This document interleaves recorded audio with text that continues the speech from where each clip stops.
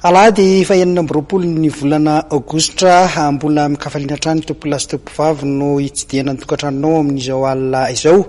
Atolotra antsika ny arahaba ary asaina mpanazantsika anaraka ny fandarana mahery hatramin'ny farany ny baolina kitra sy ny taranja baolina lavalava no tena horesantsika misimisy amin'ity ariva ity. Etontsika manomboka ny fotoana ary dia ny fedina ny amboarana Madagascar na ny Telma Coupe de Madagascar izany izay nitanterahana tetsy amin'ny kianjaben'ny Mamasina sy tany amin'ny kianjarabe mananjara Mahajanga tamin'ity farany herinandro ity. Ka ny fanadihadiana voalohany no arahantsika ary amin'ity ariva ity dia ny lalao manasa-dalana izay nitanterahana, lalao ampahaifan-dalana izay nitanterahana tany Mahajanga omaly sy androany. Fantatra ary fa dia tafavoaka tany Mahajanga ny Elgeco plus ny Cnaps sport manarady ary mijery nanaraka kaiky izay fandeha ny lalao tany Mahajanga izay ny namana Zakino Rakotomanana izay hitatitra antsika ny vokatra izay lalao izay amin'ity ariva ity.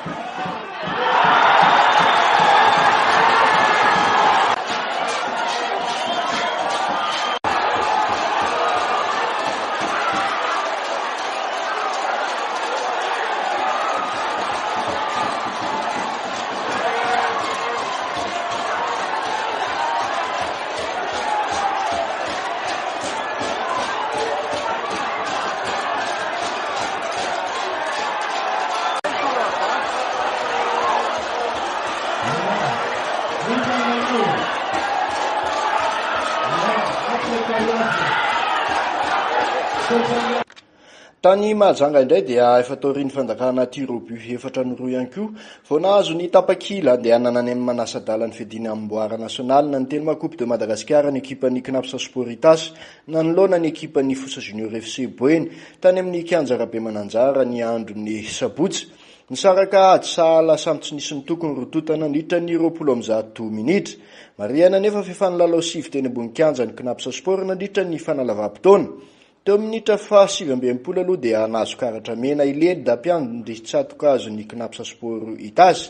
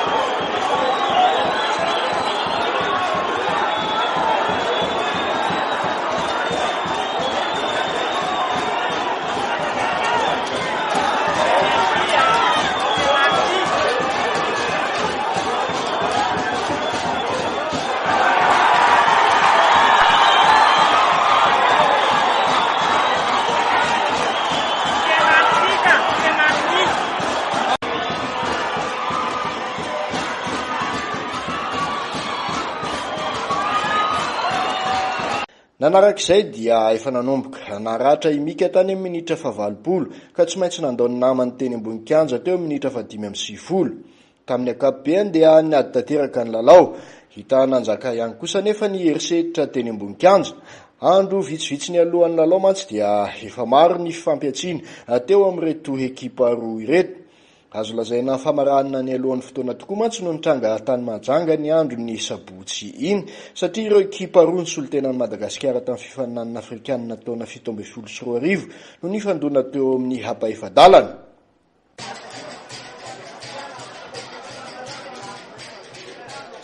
Teo amin'ny manasa-dalana nataony andro ny alahady tany Mahajanga ihany dia resiny ekipan'ny Elgeco plus Analamanga tamin'isa roa ohatra ny ekipan'ny amin'ny haloatra mangoro.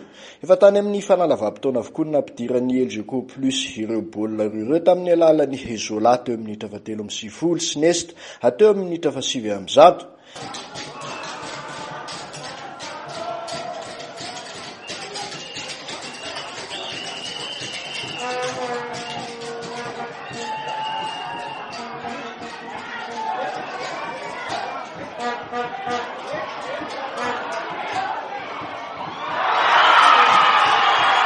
Iverina ifandona ao Mahajanga indraraka izany ny Elgeco plus sy ny Cnaps sport amin'ny manasa-dalana ataony 3 septambra ho avy izao.